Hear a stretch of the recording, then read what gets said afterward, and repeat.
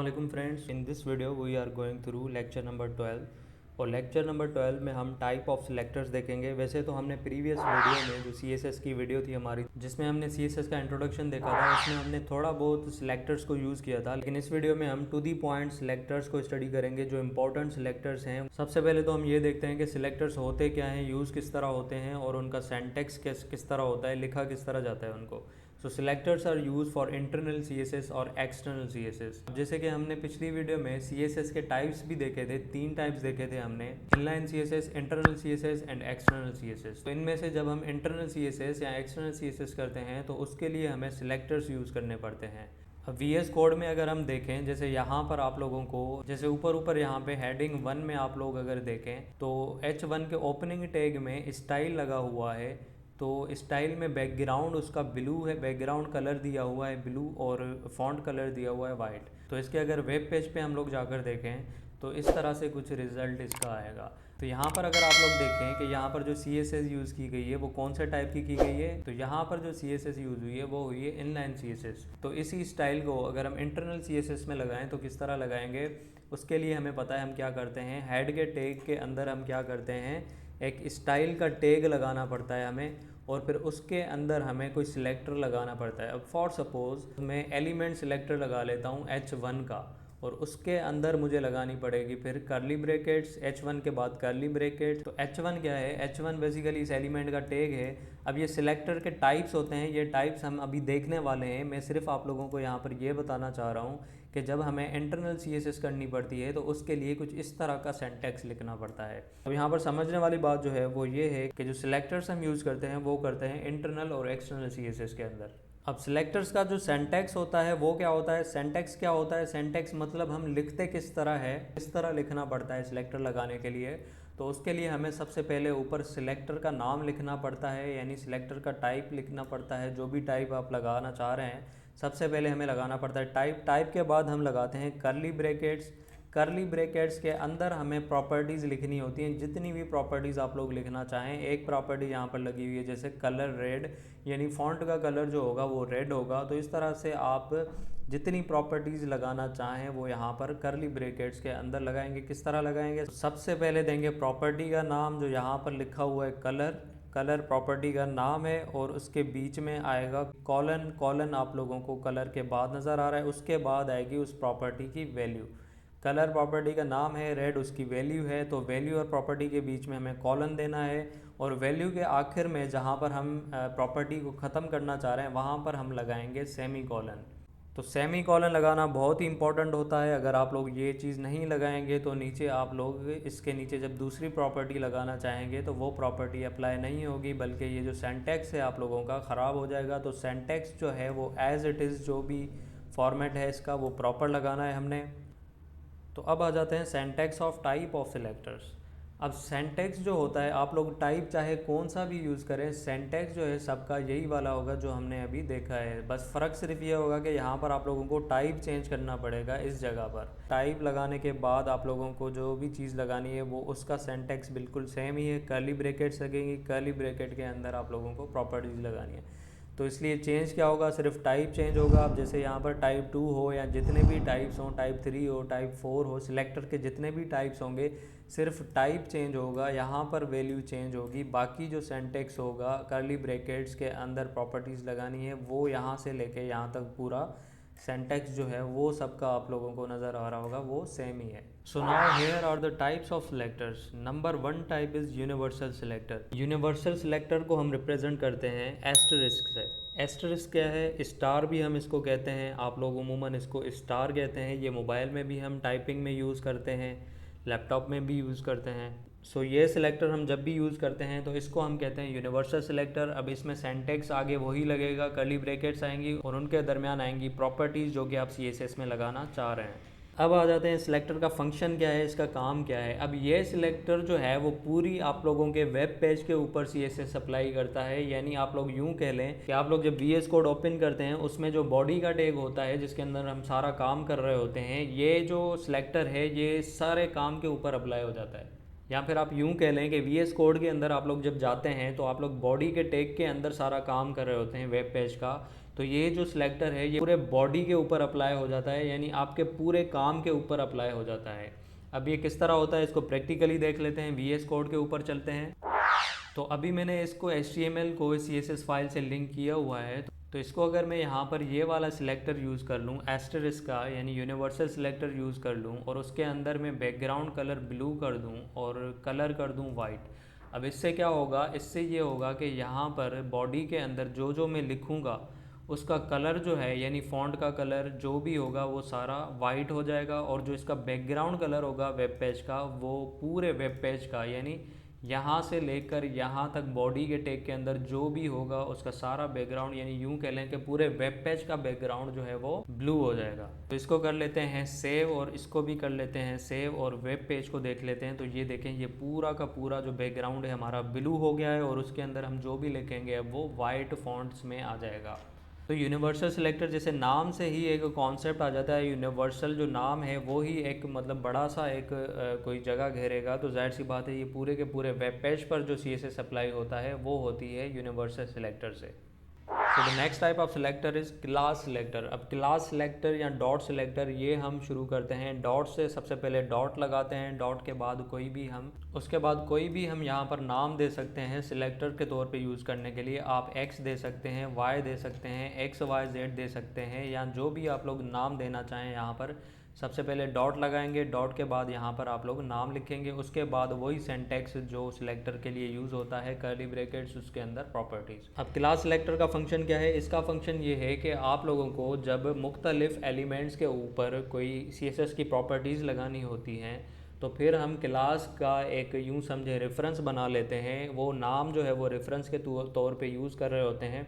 तो जिस भी एलिमेंट के अंदर आप लोगों को वो CSS लगानी होती है उसके टैग के ओपनिंग टैग के अंदर आप चले जाएंगे, वहाँ पर आप लिखेंगे class equals to double quotation के अंदर लिखेंगे इस क्लास का नाम जो आप यहाँ पर नाम लिखेंगे। तो इसको प्रैक्टिकली देख लेते हैं किस तरह लिखते हैं। हम VS कोड के अंदर आ जाते हैं। अब यहाँ पर जैसे हमने एस्टेरिक लगाया था, अगर इसी को सिंटैक्स को मैं कॉपी करके यहाँ पर नीचे आ जाऊँ और एस्टेरिक की जगह में लगाऊँ डॉट, डॉट लगाने के बाद में XYZ कोई भी नाम लिख सकते हैं आप लोग। XYZ लिखने के बाद आ जाएंगे कर्ली ब्रैकेट्स, उसके अंदर वही प्रॉपर्टीज़ आ गई हैं। तो मैं यहाँ पर इसको फ़िलहाल हटा देता हूँ या फिर इसको कमेंट कर देता हूँ।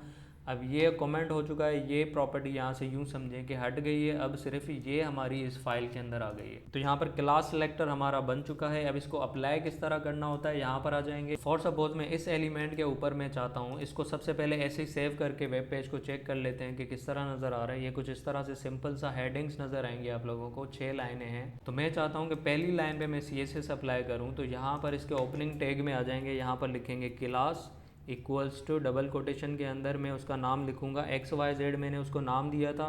अब इसको सेव कर लेंगे तो क्लास प्रॉपर्टी जो है CSS की प्रॉपर्टी इसके ऊपर अप्लाई हो जाएगी हेलो वर्ल्ड 1 के ऊपर। इसको देख लेते हैं, ये देखें तो इस तरह से एक एलिमेंट के ऊपर सिर्फ ये अप्लाई हो चुकी है। तो क्लास जो है वो बनती है 2-3 या कुछ एलिमेंट्स के ऊपर अप्लाई करने के लिए। जब अप्लाई करना होता है तो उसके लिए हम क्लास बनाते हैं। फॉर सपोज में सेकंड पर और फिर लास्ट पर ये वाली प्रॉपर्टी इस तरह से अप्लाई कर लेता हूँ क्लास की। तो अब फर्स्ट लाइन, सेकंड लाइन और जो लास्ट वाली यानी हेलो वर्ल्ड 6 है उसके ऊपर जो इस क्लास में जो CSS लगी हुई वो उसके ऊपर अप्लाई हो जाएंगी। तो वेब पेज के ऊपर आके देखेंगे तो इस तरह से इनके ऊपर अप्लाई हो चुकी है।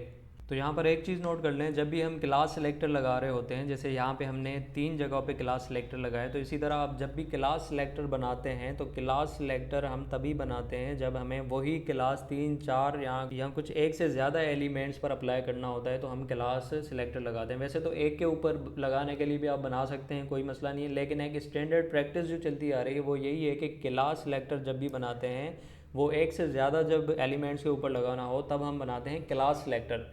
क्योंकि अभी जो हम ID सिलेक्टर करने जा रहे हैं वो जब किसी एक एलिमेंट के ऊपर हमें CSS लगानी हो तो उसके लिए ख़ास हम स्पेसिफिक ID सिलेक्टर बनाते हैं। तो ID सिलेक्टर जो है वो हम एक एलिमेंट के लिए बनाते हैं। क्लास सिलेक्टर इसलिए हम जो एक से ज़्यादा एलिमेंट्स पर CSS लगाना हो तो उसके लिए हम क्लास सिलेक्टर यूज़ कर रहे होते हैं।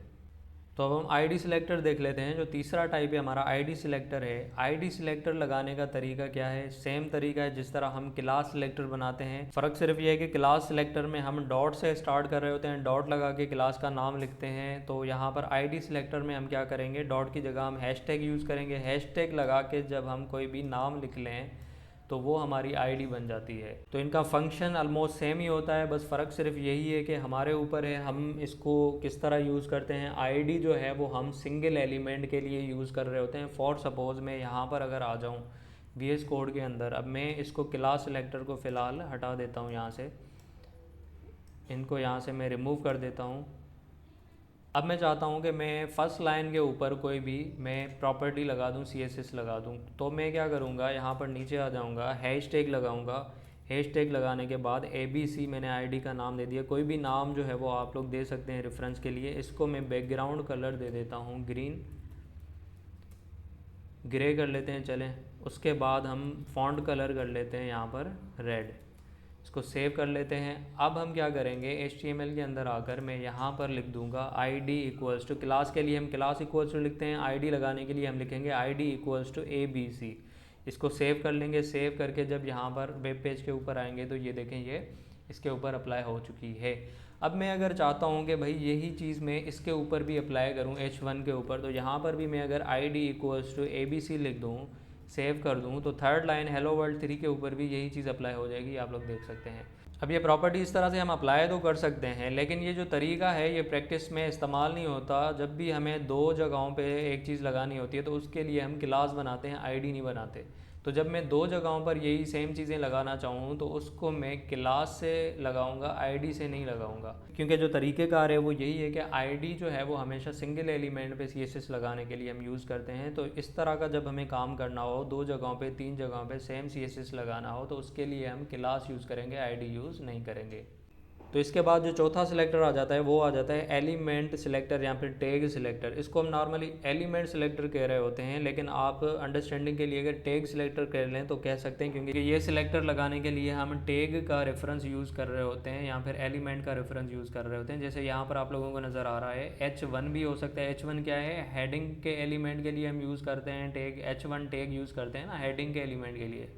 उसके बाद P किसके लिए यूज़ करते हैं, पैराग्राफ के लिए यूज़ करते हैं। तो H1 को भी सिर्फ आप लोग लिख सकते हैं यहाँ पे, या फिर आप लोग P भी लिख सकते हैं। ये यहाँ पर मैंने स्लैश लगाया हुआ है, तो स्लैश क्या है, और को रिप्रेजेंट करता है। तो आप लोग या फिर या ये भी लिख सकते हैं या ये भी लिख सकते हैं, या फिर डिव के ऊपर भी आप लोग लगा सकते हैं।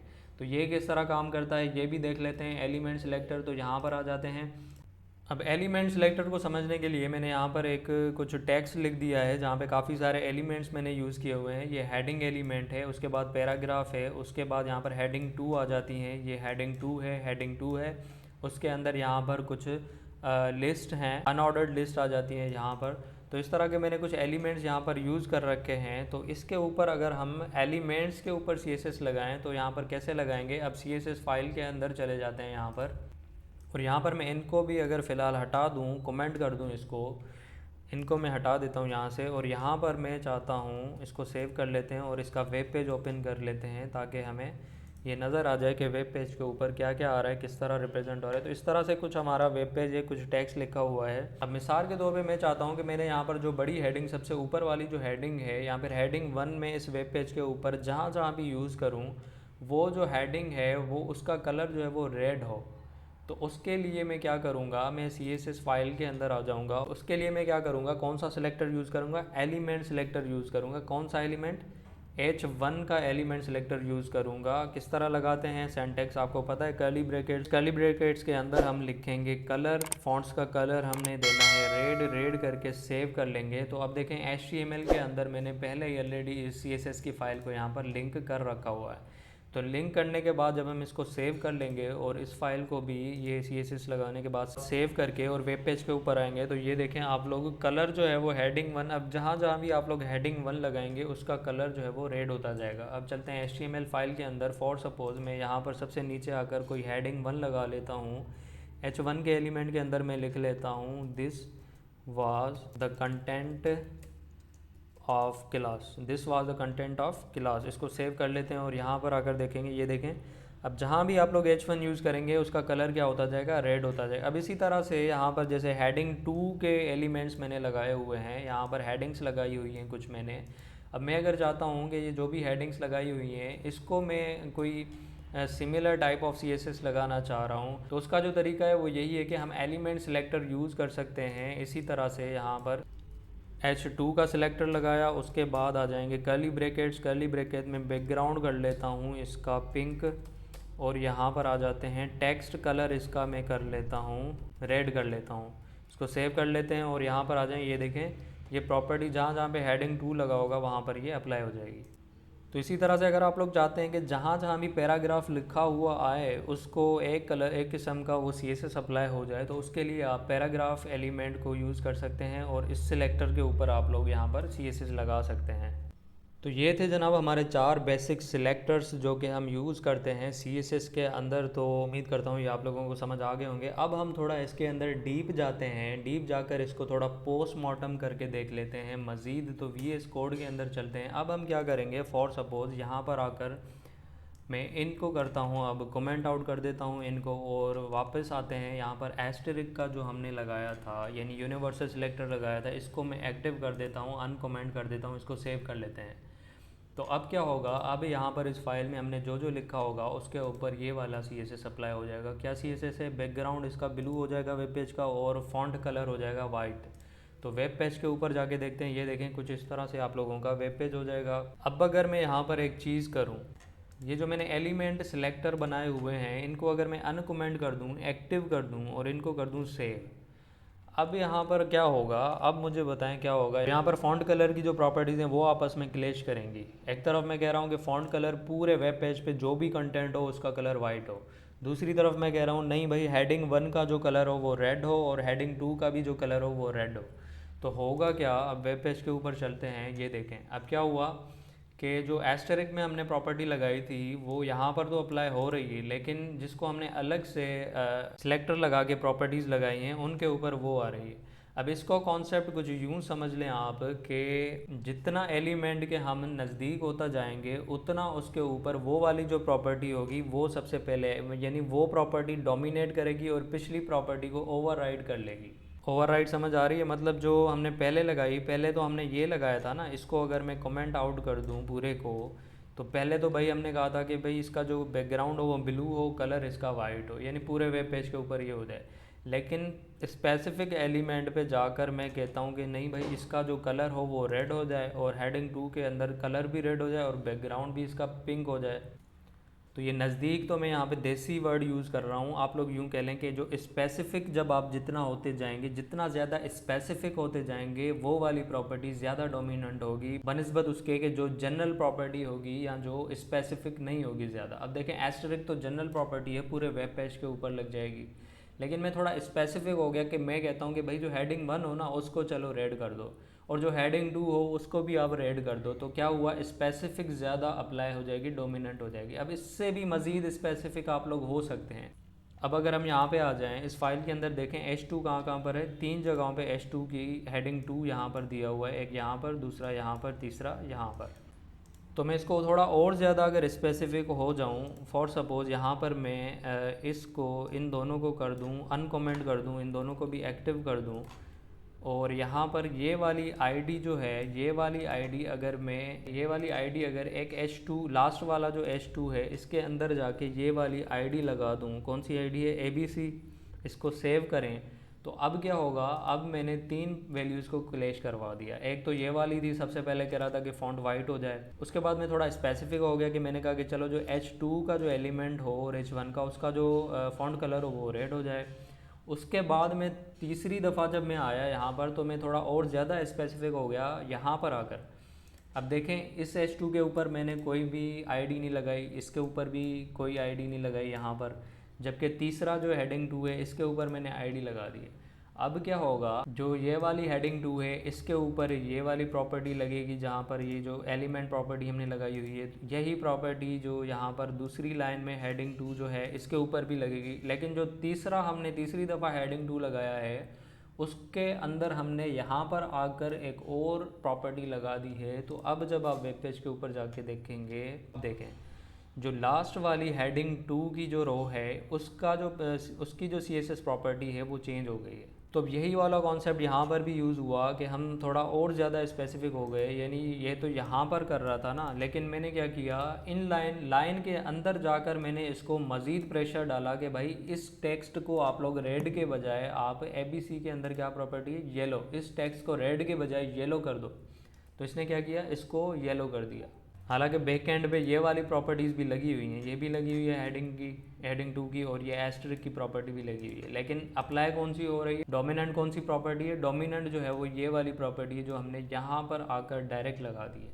अब ये चीज़ भी हमें कहीं कहीं यूज़ करना पड़ जाती है, काम आ जाती है। अब वो आप पे डिपेंड करता है, अगर आप लोग इस चीज़ से कंफ्यूज नहीं होते तो आप लोग इसको बड़ा अच्छे तरीके से इस्तेमाल कर सकते हैं। वो कैसे कि फॉर सपोज यहाँ पे बहुत सारा कंटेंट हो आप लोगों का, या कोई इस तरह से पैराग्राफ्स के ऊपर आप लोगों ने कोई प्रॉपर्टीज़ लगा दी हों, तो फॉर सपोज अभी पैराग्राफ पे चलेंगे तो इसको मज़ीद समझ में आ जाएगा आप लोगों को। अब किस तरह से, फॉर सपोज मैं यहाँ पर सबसे पहले तो इसकी ID यहाँ से ख़त्म कर देता हूँ और इसको कर लेते हैं सेव, और यहाँ पर आ जाते हैं, और यहाँ पर मैं P एलिमेंट के ऊपर, एक पैराग्राफ एलिमेंट के ऊपर CSS लगा देता हूँ, और इसका मैं कलर कर लेता हूँ, यहाँ पर एक्वा कलर कर लेता हूँ यहाँ पर। अब पैराग्राफ जो भी होंगे वो सारे, ये देखें इसका पैराग्राफ का अब क्या हुआ, कलर जो है वो चेंज हो गया है। अब फॉर सपोज आप लोग चाहते हैं कि सबसे पहले ऊपर ये 3 पैराग्राफ हैं, ये तीसरा पैराग्राफ जो है आर्टिफिशियल इंटेलिजेंस वाला, आप लोग चाहते हैं कि ये पैराग्राफ जो है ये इसकी कुछ प्रॉपर्टीज़ जो हैं वो चेंज हो जाएँ, तो आप लोग ये वाली चीज़ जो स्पेसिफिक होने वाली चीज़ है वो आप लोग यहाँ पर यूज़ कर सकते हैं। वो कौन सी यूज़ कर सकते हैं, यहाँ पर आप लोग ID बना देंगे, इस ID को आप लोग नाम दे दें, कोई भी नाम दे सकते हैं। मैं इसको कर लेता हूँ इम्पोर्टेंट पैराग्राफ,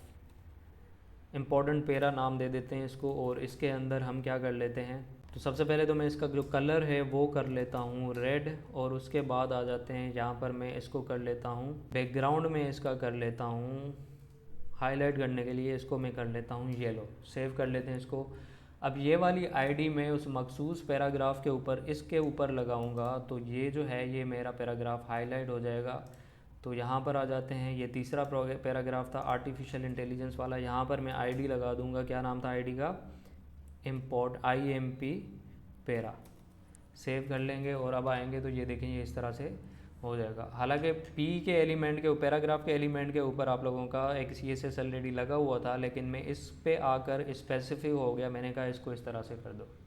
तो ये थे कुछ बेसिक और इम्पॉर्टेंट सिलेक्टर और उनकी प्रॉपर्टीज़ और उनका कॉन्सेप्ट। उम्मीद करता हूँ आप लोगों को समझ आ गया होगा। तो नेक्स्ट वीडियो जो होगी हमारी इंशाल्लाह CSS की मज़ीद जो प्रॉपर्टीज़ हैं, फ़ॉन्ट प्रॉपर्टीज़, और उसके बाद डिव के ऊपर जो प्रॉपर्टीज़ होती हैं, मार्जिन, पैडिंग वगैरह, ये सारी प्रॉपर्टीज़ हम नेक्स्ट वीडियो में इंशाल्लाह कवर कर रहे होंगे। तो फिर मिलेंगे नेक्स्ट वीडियो में, तब तक रखिएगा अपना बहुत सारा ख्याल। अल्लाह हाफ़िज़।